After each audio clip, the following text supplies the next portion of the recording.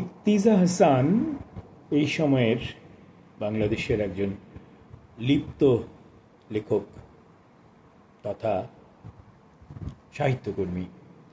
তিনি একাধারে কবি, কথা সাহিত্যিক, প্রাবন্ধিক এবং সম্পাদক। আজকে আমি ইকতিজার দুটি গ্রন্থ নিয়ে, একটি কবিতার বই এবং আরেকটি উপন্যাস, এই দুটো নিয়ে আমার আজকের ভিডিও গ্রন্থালাপের আয়োজন করেছি। প্রথমে আমি তার কবিতার বইটি নিয়েই কিছু কথা বলবো, কয়েকটি কবিতা পাঠ করব, তারপর উপন্যাস। তবে একেবারে শুরুতে ইকতিজার একটি পরিচিতি পাঠ করে নেয় মনে হয় সমীচীন হবে, যেটি তার গ্রন্থের মধ্যে রয়েছে। তার উপন্যাস সর্বনামে ডাকির শেষে যে পরিচিতিটি ছাপা হয়েছে আমি সেটি পাঠ করছি।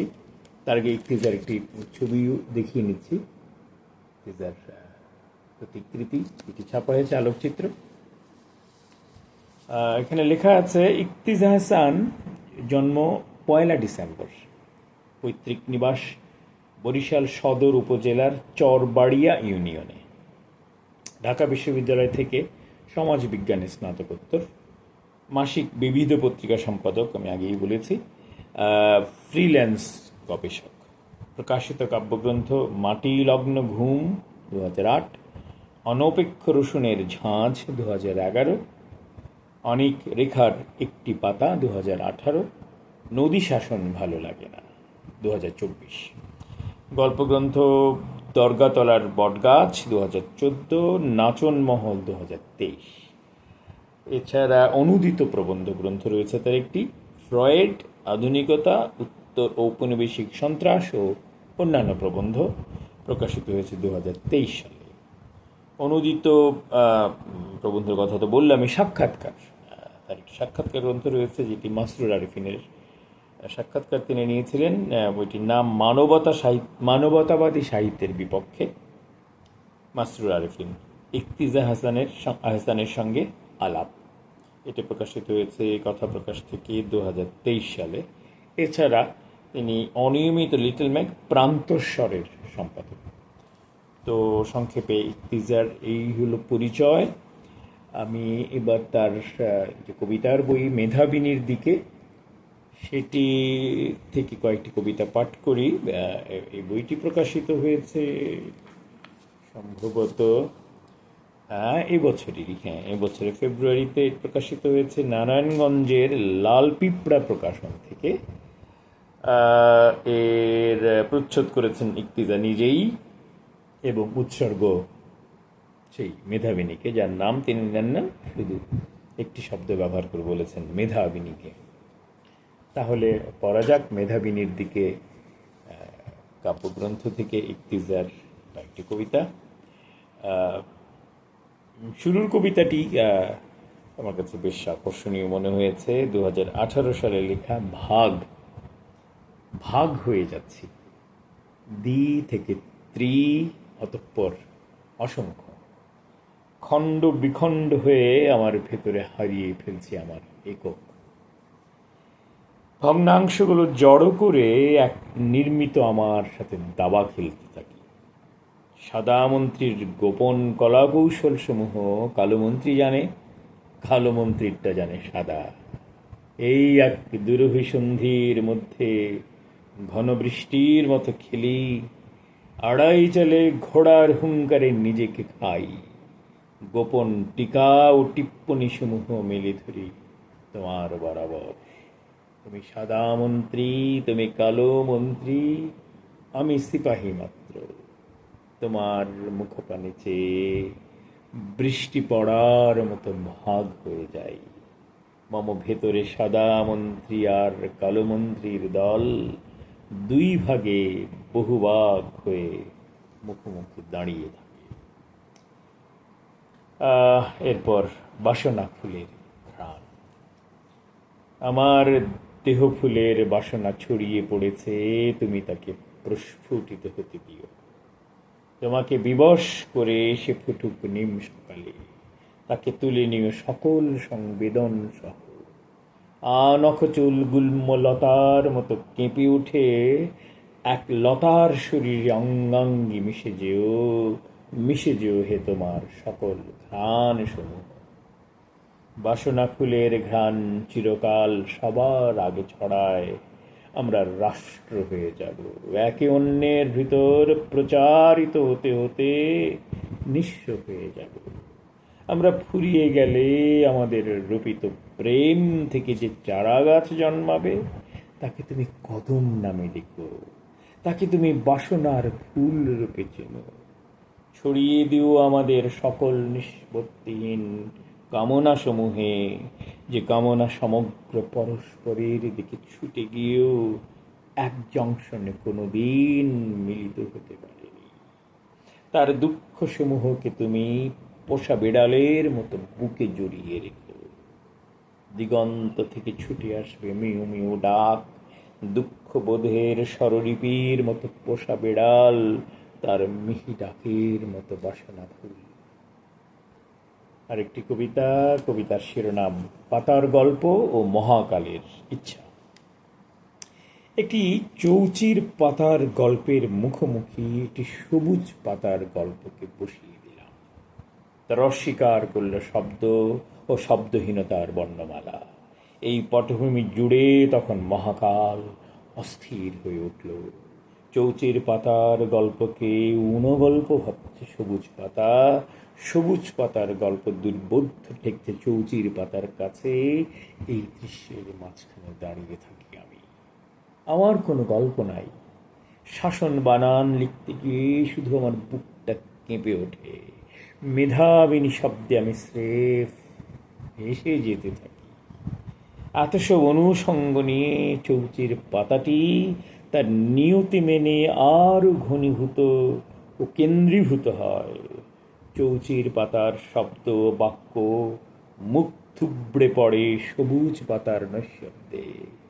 মহাকাল এই গল্পের বাইপাস সড়ক দিয়ে অন্য কোনো গল্প বা গল্পহীনতার প্লটে তখন দাবা খেলতে বসে। মনে হয় আর একটি কবিতা পড়া যেতে পারে। তার একেবারে শেষ দিকের একটি কবিতা, ঝরা পাতা, সেটি পাঠ করছি।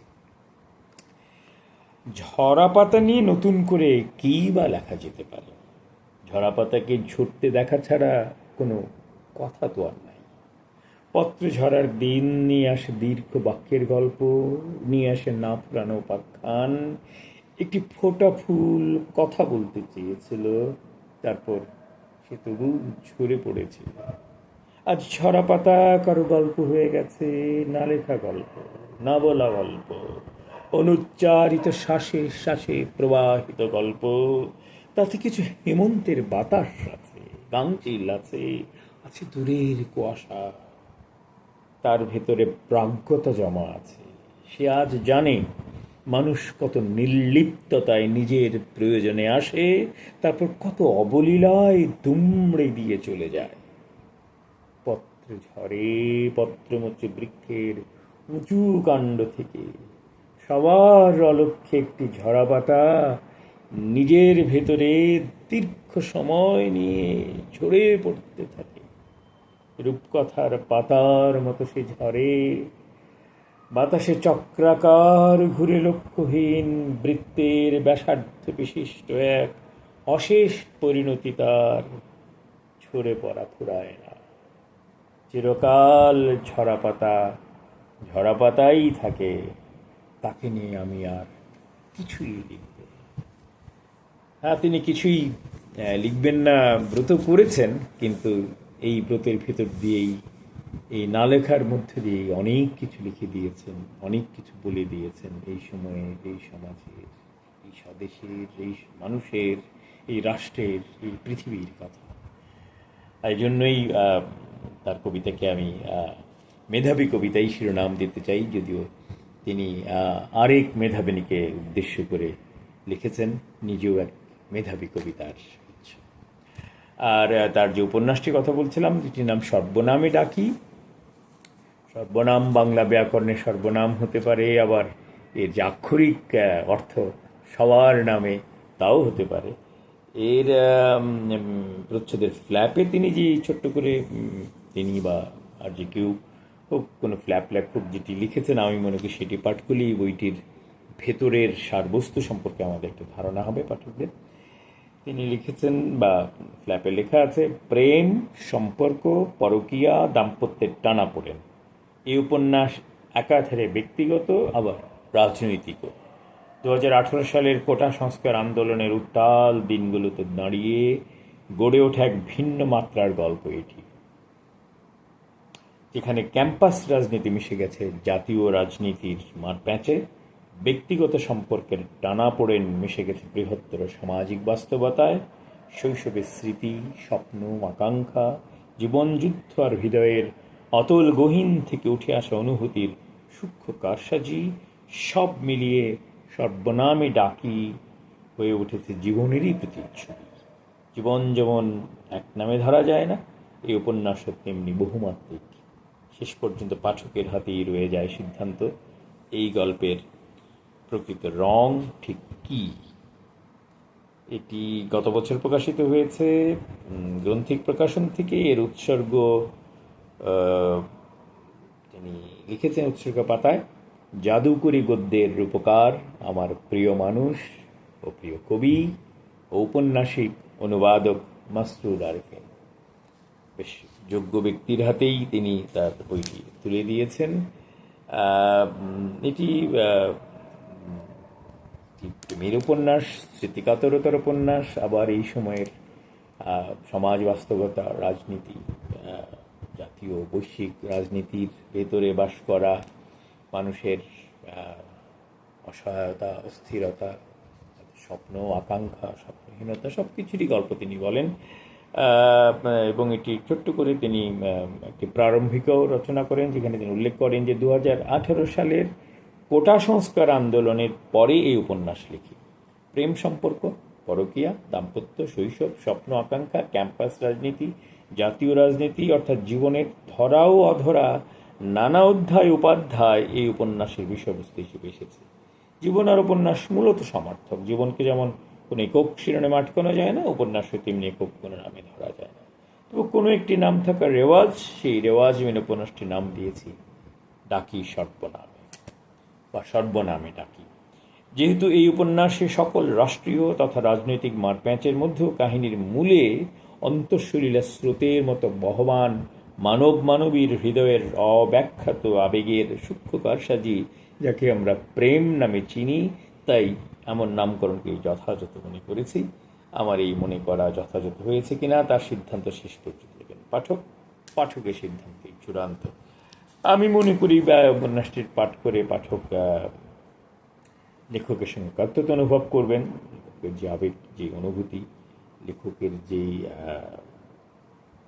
মানসিক অবস্থান, তার যে মনস্তাত্ত্বিক বোঝাপড়া সময়ের সঙ্গে, স্বদেশ সমাজ, বিশ্ব রাজনীতির সঙ্গে, সর্বোপরি মানব মানবীর যে অন্তর্গত বোধ, অনুভূতি, প্রেম, সংকট, বিচ্ছেদ, জটিলতা, সব মিলিয়েই যে জীবন, সেই মহাজীবনের রূপকার ইর্তিজা তার এই উপন্যাসটিতে বেশ মোটামুটি বেশ দীর্ঘ উপন্যাস, 2220 পৃষ্ঠার, এবং এখানে মূলত জহির শান্তার প্রেমের ভেতর দিয়েই এই সময়কে, এই সমাজকে এবং এই জাতীয় এবং বৈশ্বিক রাজনীতির জটিলতা, বহুমাত্রিকতাকে তুলে এনেছেন তিনি। আমি তার উপন্যাসের গদ্যের একটু নমুনা দেওয়ার জন্য একটি অংশ পাঠ করে শোনাতে চাই। এটি ক্যাম্পাস রাজনীতির প্রসঙ্গেই রচিত হয়েছে এই অংশটুকু।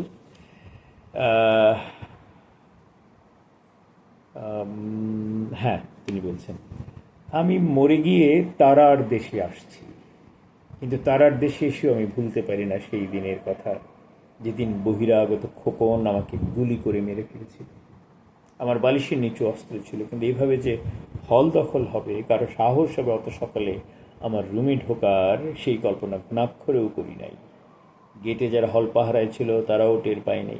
ওরা হলে ঢুকেছিল পূর্ব পাশে দেয়াল বেয়ে, ওই দিকটা শিক্ষকদের কোয়ার্টার, ওইদিকে পাহারা থাকতো না। ওরা হলে ঢুকে প্রথমেই হল গেটে গিয়ে যারা পাহারায় ছিল তাদের অস্ত্র কেড়ে নেয়। ওদেরকে জানে মারে নাই, কারণ ওরা অবস্থা বেগতিক দেখে কোনো বাধা দেয় নাই। চর থাপ্পড় বড় জোর কাকে যেন পায়ে গুলি করছে। কিন্তু আমার রুমে ওরা যখন হুড়মুড়িয়ে ঢোকে, আমি খোকনকে দেখেই বালিশ নিয়ে আমার অস্ত্রে হাত দিয়েছিলাম। আর তখনই খোকনের লোডেড অস্ত্রে বুলেট আমাকে আঘাত করেছিল। সেই আঘাতে যে কী পরিমাণ যন্ত্রণা, জহির, মুহূর্তের মধ্যে সেই যন্ত্রণা ছড়িয়ে পড়েছিল আমার দেহের প্রতিটি কোষে কোষে, অণু থেকে পরমাণুতে। একটি মানুষ যখন বুঝতে পারে সে মরে যাচ্ছে, সেই মুহূর্তের অনুভূতির কোনো বর্ণনা হয় না। কী যে লাগে, কী যে লাগে। কিন্তু সেই ব্যথার কষ্ট ভুলে আমার মনে পড়ল আমার বাবার মুখ, আমার মায়ের মুখ। কি যে করুণ লাগছিল তাদের মুখ। বাবা যেন সব বুঝতে পারছিল, কিন্তু সেই চলে যাবার মুহূর্তে সে তার সন্তানকে যেন আর কিচ্ছু বলে তার ব্যথার কষ্ট আরও ভারী করতে চাচ্ছিল না। আমার বাবা কবিতা তেমন পড়তো না, কিন্তু সেই মুহূর্তে যেন বাবা আমার মন ভালো করার কবিতা পড়ছিল। নিবন্ত এই চুল্লিতে মা, একটু আগুন দে, আর একটু কাল বেঁচেই থাকি বাঁচার আনন্দে। নতুন নতুন পায়রাগুলি খাঁচাতে বন্দি, দুয়েক মুঠো ভাত পেলে তা উড়াতে মন্দি।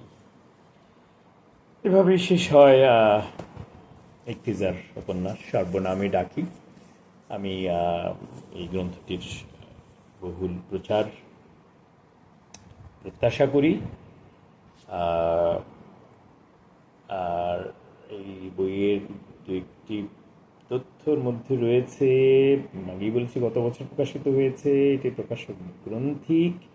এর মূল্য 500 টাকা। এর প্রচ্ছদ করেছেন সব্যসাচী কারিগর, আর উৎসর্গ মাসরুরকে করা হয়েছে।